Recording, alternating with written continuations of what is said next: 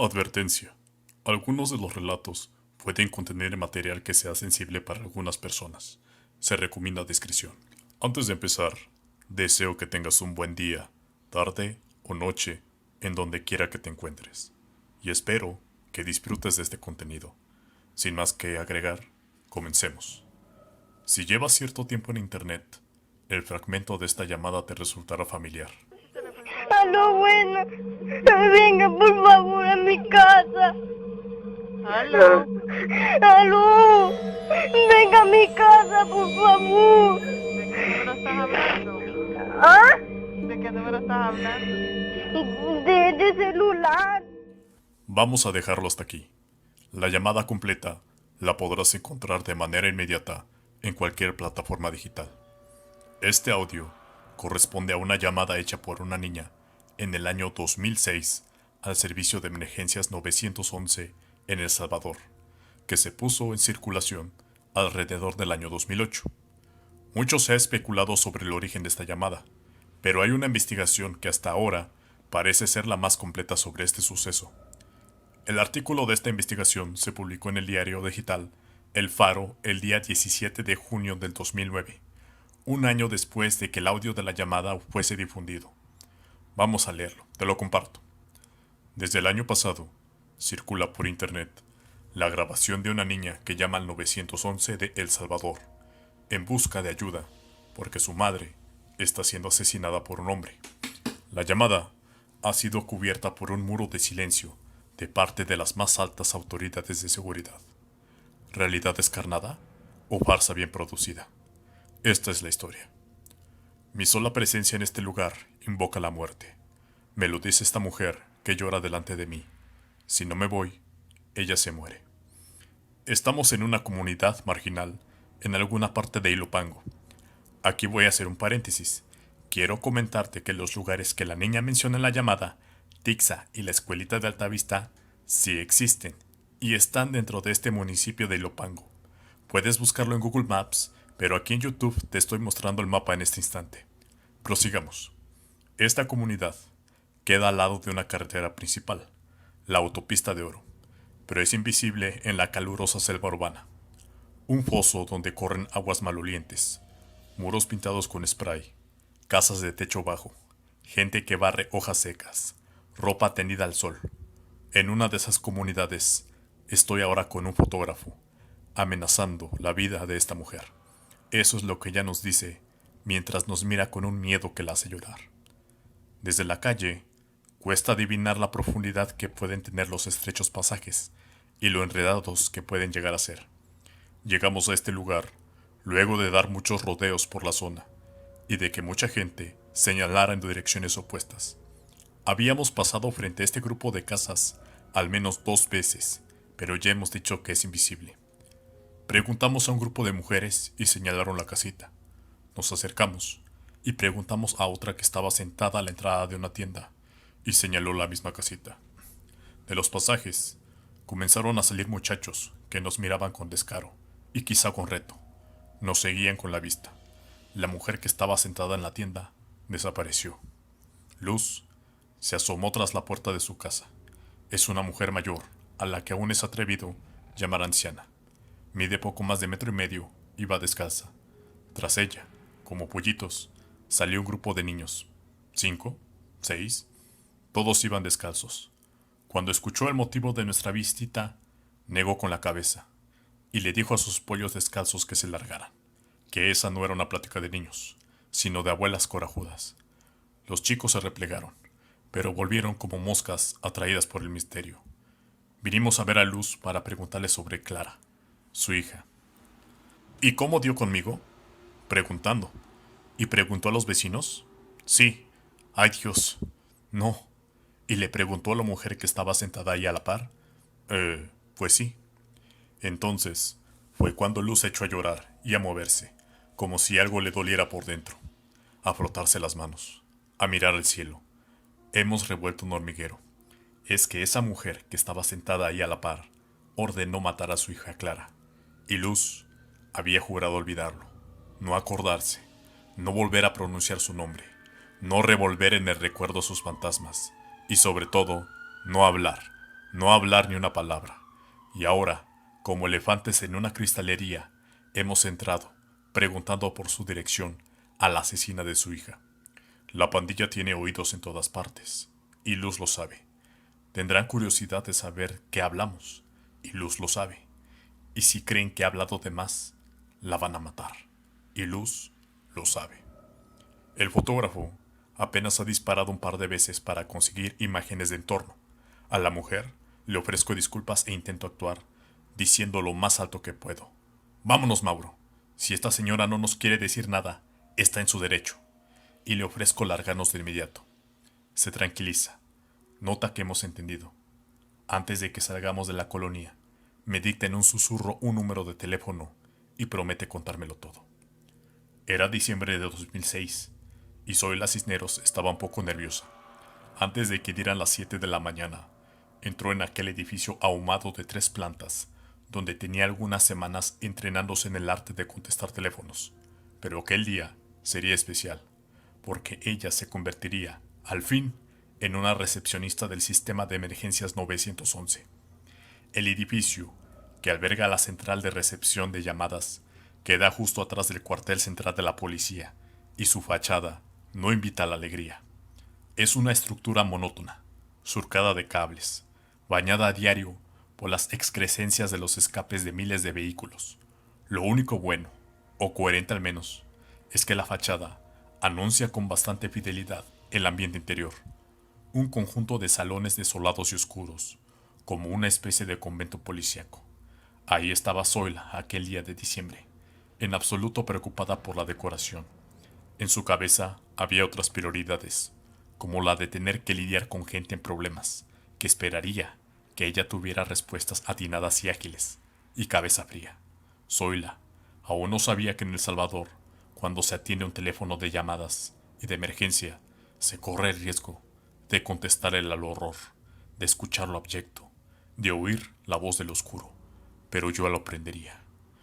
En realidad, el entrenamiento que reciben los operadores del 911 no es muy diferente al de un operador de cualquier call center, de forma que saben lo básico como para reservar vuelos en una línea aérea, rentar un carro o mandar una pizza a domicilio. Aunque hay una diferencia importante. El software que utilizan los telefonistas de Pizza Hut es más avanzado. El subcomisionado Gersan Pérez, jefe del sistema 911, explica el procedimiento que se utiliza para elegir a los telefonistas de emergencias. Primero, pasan por un examen psicológico, luego por uno de inteligencia, después uno de cómo contestar el teléfono. Si aprueban, pasan 2 semanas familiarizándose con la estructura jerárquica de la policía y con el sistema técnico. Bueno, últimamente se les ha dado también unos cursos de superación y liderazgo, anota el oficial. Faltando algunos minutos para las 9 de la mañana, luego de las últimas explicaciones sobre su trabajo, Zoila se sentó en el cubículo número 4. Quizá le designaron ese sitio para que la novata pudiera estar más cerca del supervisor. El cubículo número 4 queda justo frente al puesto de mando de la central de llamadas, que en ese momento ocupaba un cabo de apellido Raula. Zoila tomó asiento, se colocó la diadema con el micrófono y los audífonos, y esperó la primera llamada que atendería en su primer turno de trabajo. El teléfono no tardó en sonar. La grabación de la primera llamada de Zoila circuló meses por internet, viajando por el carril del morbo a gran velocidad. Fue enviada en cadenas de correo, colgada en varios blogs y dramatizada con fotomontajes. Solo en YouTube hay 4 videos en los que se ilustra la pista de voz. Hasta el cierre de este artículo, que aclaro que es del año 2009, habían sido reproducidos 206.765 veces. La llamada la perseguiría desde ese entonces, pero en aquel momento Zoila no tenía forma de saberlo. Apretó el botón para recibir y escuchó en sus audífonos la voz rota de una niña que sollozaba el teléfono. ¿Aló? Buenas, vengan por favor a mi casa. ¿Aló? ¿Aló? Venga a mi casa por favor. ¿De dónde estás hablando? De celular. Dame el número. De celular. 70, 30, 70. ¿Qué te pasa? Un hombre está peleando con mi mami. ¿Dónde vives? ¿No hay nadie adulto que te pueda ayudar? No, ¿Dónde vives? ¿En qué colonia? Por Tixa. ¿Por dónde? Por la escuelita de Altavista. No, no. Es en ese momento, cuando todo se sale de control, cuando el horror brinca como una alimaña corrosiva y se transforma en la voz de una niña que grita con un grito torturado, como si se lo arrancaran de la garganta con un instrumento afilado. Cuando aquella niña grita no, la voz se le derrumba y se le muere. De entre los 3 operadores que cada turno atienden el sistema simultáneamente, esa llamada fue desviada precisamente al cubículo 4, donde la nueva Zoila, la recepcionista novata, no supo cómo actuar, y ella misma cortó la llamada. Después, se quedó con un retumbo en la cabeza, con el eco que deja una bomba que explota cerca. Le comentó a su vecino de cubículo lo que acababa de escuchar, y este hizo un gesto como quien oye llover. Total, los niños son traviesos y hábiles maestros del engaño. Hay que saber por qué los niños lo engañan a uno, le recomendó a partir de su experiencia. Pero él no había oído esos gritos. Él no había escuchado la muerte por el auricular. Él no había tenido esa voz al teléfono pidiendo misericordia. Zoila comenzó entonces a entender su trabajo y a contestar las llamadas con el aliento contenido. ¿Qué le pasaba a esa niña? Evidentemente, Zoila no tenía la más mínima idea de dónde estaba Tixa, y mucho menos la escuela de Altavista. Al verla dudar tanto, su compañero de cubículo le recomendó que se curara en salud y que le comentara lo sucedido al cabo Rauda, el supervisor. Me levanté y le fui a decir al supervisor que acababa de recibir una llamada y que el niño gritaba, y que yo creía que quería ayuda, y que yo tenía el número. Y entonces, él marcó el número de celular y contestó un señor. Le puso el altavoz al auricular y le dijo: hemos recibido una llamada pidiendo ayuda. El señor le dijo que no habían llamado al 911. El supervisor le dijo: ¿cómo no? Un niño está diciendo que le están golpeando a la mamá. El otro: no, aquí ha habido un pequeño problema entre hermanos, pero ya pasó todo. Los niños son escandalosos. Y entonces el supervisor colgó. Recuerda Zoila. Zoila entendió que sus compañeros del 911 no iban a comprender su angustia, porque ellos no habían escuchado aquella voz al teléfono. Los compañeros que tienen experiencia me decían: a todos nos pasó el primer día, uno se asusta, pero los niños son excelentes para fingir. Pero yo entendía por qué ellos no escucharon a ese niño. Cuando yo le fui a decir al supervisor, él creyó que yo estaba por primera vez impactada por lo que escuchaba. Y yo le digo: yo de lo único que estoy segura es que ese niño necesitaba ayuda. Es una angustia terrible. Después, cuando el supervisor habló con el señor y le dijo: los niños son bien escandalosos, en ese momento, a mí se me olvidó ya ese evento. Zoila se tranquilizó y siguió haciendo su trabajo, y volvió a escuchar a otros niños que hacían bromas, y fue adquiriendo pericia y familiarizándose con las direcciones, con las calles y con las esquinas. Así siguió una semana. Así hubiera seguido de no haber sido porque un operador de sistema, husmeando entre los archivos en busca de grabaciones que pudieran ser empleadas con fines didácticos, escuchó aquella grabación y la rescató del olvido, quizá más de lo que él se imaginó. Todo cambió cuando a la semana llegó uno de informática y me dijo: ¿qué tal? Yo le dije que bien. ¿Y el primer día? Bien, dije. ¿Segura? Entonces me llamó y me llevó a que escuchara esa grabación. Él me dijo: ¿sabía que a la mamá la estaban matando? Y entonces todo volvió a aparecer, y lo que estaba sepultado como una broma reapareció como una niña que miraba cómo agredían a su mamá, quizá hasta la muerte. Zoila reclinó la cabeza y lloró amargamente. El software de la policía permite contestar una llamada y poco más. El comisionado Gerson Pérez, jefe del 911, envidia a los despachadores de pizzas, porque estos, con su tecnología, pueden crear una base de datos. Así, cuando un hambriento llama por segunda vez a la misma cadena de comida rápida, se sorprende cuando la recepcionista le saluda con su nombre y apellido. La policía no puede permitirse sus lujos y se conforma con grabar cada llamada. Cada vez que suena el teléfono es un misterio, y la pronta ubicación del lugar de los hechos depende del conocimiento que los telefonistas y los despachadores de unidades tengan de la nomenclatura urbana. Y claro, desde luego, el archivo no guarda automáticamente delicadezas como el día y hora de cada llamada. Por eso, cuando un bromista entra al sistema, ocupa una de las 13 unidades durante el tiempo que dure la broma, y si vuelve a llamar, no hay forma de reconocerlo. Así que los policías salen a la calle a hacer conciencia de la necesidad del buen uso del 911. ¿Y qué mejor manera de explicar lo importante de tener las líneas despejadas que la primera llamada de Zoila? Así que ese archivo circuló entre el cuerpo de agentes. Pasó de computadora en computadora, de memoria en memoria, hasta que una vez, casi 2 años después de la llamada, luego de un curso de formación con personal policial, un sargento consideró que la llamada meritaba ser compartida con el público y la subió a internet. Lo que se escuchaba resultó tan atroz que de inmediato comenzaron a aparecer muchas preguntas al respecto. 2006 no fue un buen año para la policía, ni para la política de seguridad del presidente Saca, Antonio Saca, presidente de El Salvador en ese entonces. Ese año se batió el récord de homicidios y El Salvador encabezó en violencia todo el continente. Durante los años que siguieron, la política de mano dura hacía agua por todos lados. Era obvio que la llamada de una niña a la que no se le pudo dar respuesta no ayudaba mucho a mejorar la imagen del PNC, ni colaboraba tampoco con la campaña presidencial que se avecinaba. Según unos agentes del sistema 911, se involucró a la División Antihomicidios, dijo, y a la División de Investigación Criminal, DIC, para dar con la identidad de la gente que había subido el archivo a internet. Estos investigaron diligentemente hasta dar con el malhechor cuya identidad guardan con celo. Después de eso, ¿qué hacer con la llamada? Simple, mentir. Mentir a quien hubiera que mentir.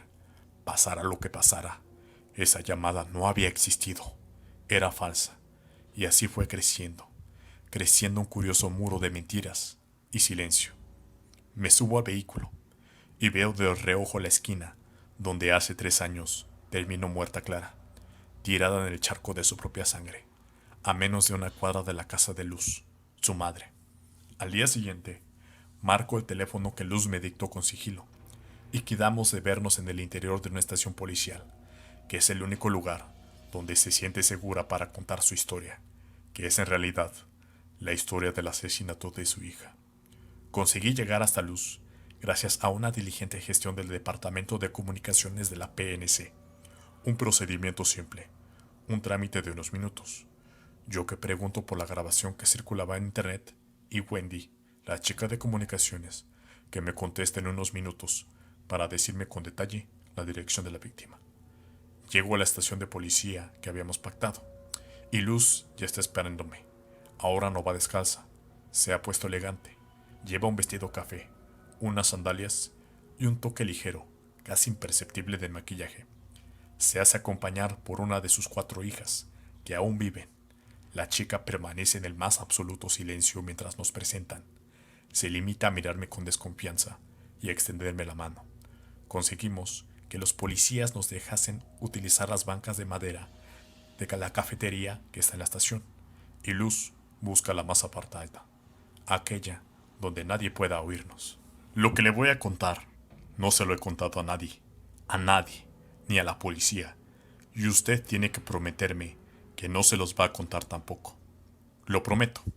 Y Luz comienza a pronunciar la historia que la quema por dentro. Clara era la 4ª de sus hijas. Tenía 23 años y 2 hijos de padres diferentes. Una niña de 10 años y un chico de 8. Clara, poco a poco, comenzó a andar en malos pasos, a desaparecer noches enteras, luego por varios días, y luego apenas visitaba a su madre. Bebía mucho, y cuando bebía, no medía sus palabras. Eso la mató. Un día, ofendió a aquella mujer que descubrimos sentada a la entrada de una tienda. Fue un insulto serio. Al parecer, Clara le sabía algunos secretos a aquella mujer, secretos que cuestan la vida, y Clara los gritó en público. La tipa era miembro de la pandilla, y desde aquel agravio estaba obligada a hacer correr sangre para limpiar su honor. Unos días después, Clara estaba recogiendo agua en una cantarera y un desconocido se acercó a hablar con ella. Dos tipos más se aproximaron y le pidieron al muchacho que les mostrara el torso desnudo. Buscaban tatuajes. Clara intervino y los pandilleros le dispararon a quemarropa. Quedó tirada en el suelo con 4 balazos en el cuerpo, sucia de sangre y de tierra, como una empanada en azúcar, recuerda Luz, su madre. Esto es todo lo que se puede decir de la muerte de Clara sin poner en riesgo al resto de su familia. Luz decidió no hablar, no confía en nadie. El lugar donde ocurrió es una de las tantas y tantas comunidades que quedan entre Tixa y Altavista. Pero la historia no cuadra. 4 tiros a quemarropa no dan espacio para que nadie haga una llamada al 911. Ninguno de los hijos de Clara estaba en casa en ese momento, y de haber estado, ninguno tenía un celular del cual llamar. Además, a Clara no la mataron a las 9 de la mañana. Unos días después del asesinato de su hija, un investigador de la policía se presentó a su casa comentándole algo sobre una llamada al 911 hecha por un menor. A Luz solo le importaba que ese señor se fuera, así que le dijo la verdad. No sé nada sobre ninguna llamada de ningún niño. Asunto cerrado. Ningún policía ha vuelto a llegar jamás a la casa de Luz. La primera vez que hablé con Gersan Pérez, jefe del sistema 911, el presidente de la República aún era Antonio Saca y el jefe de la policía, Tobar Prieto. Faltaba una semana para que las nuevas autoridades asumieran sus cargos, y a Gersan el tema parecía resultarle incómodo. Me recomendó que hablara con la unidad de comunicaciones. El director nos ha pedido explícitamente que no hablemos de ese tema. Te prometo que vamos a hablar, pero espérame después del lunes. El lunes al que él se refería era el 1 de junio, día en que la administración de Saca entregaba el poder. Días después, sentado en su despacho, Gersan explicó la razón del silencio. Ni la policía, ni la fiscalía habían podido nunca ubicar el origen de la llamada, en parte debido a que Zoila nunca generó evento, que en el argot policial quiere decir que, en el rudimentario sistema informático de la policía, la recepcionista jamás consignó la fecha ni la hora de la llamada, de manera que, al cabo de los años, esos datos naufragaron, quizá para siempre, en la memoria de la PNC. A pesar de que se trató del primer día de trabajo en cabina de Zoila y de la primera llamada que recibió, ella no recuerda la fecha exacta, y no hay registros. El sistema tampoco archiva automáticamente el teléfono del que proviene la llamada, y este aparece en la pantalla de la recepcionista, justo el tiempo que tarda la llamada, como en cualquier teléfono. Si este no es anotado a mano, el número también dejará de existir. En la llamada, la niña que denuncia la muerte de su madre está a 2 dígitos de pronunciar el número celular del que habla, cuando Zoila la interrumpe. Nunca la policía dio con el caso, y en lugar de asumirlo, decidió guardar silencio o simplemente mentir. Claro que afectaba a la policía, por el mismo desgaste que esto ha generado, explicó Gersan. En un país donde el promedio de asesinatos diarios fue de 9.5 en los últimos 5 años, no es difícil encontrar un cadáver que coincida con la ubicación espacial entre Tixa y Altavista. Otro cadáver al que, por cierto, tampoco se le ha hecho justicia. Solo en Ilopango, durante el año 2006, murieron 15 mujeres. El rango de edad en que la muerte reclamó prendas va desde menos de un año hasta los 54 años. 11 murieron asesinadas a balazos. 1 murió estrangulada. 2 fueron muertas con instrumentos afilados. Y de una más no se detalla el instrumento que le quitó la vida. La lista de circunstancias de las muertes, que detalla el archivo del Instituto de Medicina Legal, entraña algunas anotaciones inverosímiles. Atada de todo el cuerpo, se hacía pasar por hombre, semienterrada, plancha de pupusas, etc. Quizá nunca sepamos qué fue de aquella niña que un día de 2006 tomó un teléfono y compartió su suplicio con una recepcionista novata del 911. Ahora su voz circula en internet.